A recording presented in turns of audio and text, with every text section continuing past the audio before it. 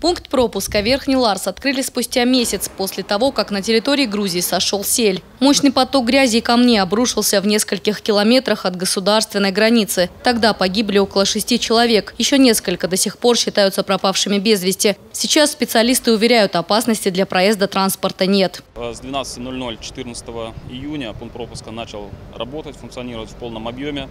Сейчас работает в штатном режиме. Среднесуточный объем движения по улицам составляет более 3000 человек, по транспортным средствам около 1200. На данный момент ограничений никаких нету. По тоннажу, по транспортным средствам ограничений нету. Пересекают границу все транспортные средства. Первый день после открытия границу пересекли более 2500 автомобилей. Постепенно эта цифра будет увеличиваться. Дело в том, что пока не все знают, что в обоих направлениях открыт беспрепятственный проезд. В основном Верхний Ларс пересекают граждане Армении и Украины. Иностранцам, которые держат путь в Россию, приходится несколько часов стоять в очереди. Процедура регистрации для них особая.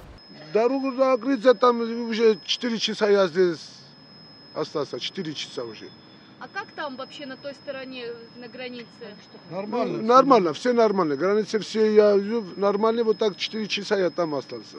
Благодаря тому, что российско-грузинскую границу открыли, сегодня удалось транспортировать больного из Грузии в Россию. Жительница Краснодарского края обратилась в МЧС России с просьбой помочь ее больному мужу. С диагнозом опухоль головного мозга его доставили в Республиканскую клиническую больницу Владикавказа. Государственная граница открыта всего несколько дней, но уже пункт пропуска Верхний Ларс, как и прежде, работает в круглосуточном режиме. Здесь созданы все необходимые условия для безопасного проезда как в сторону России, так и Грузии. Елена Черенкова, Ацамаз Шипшев, Осетия ТВ.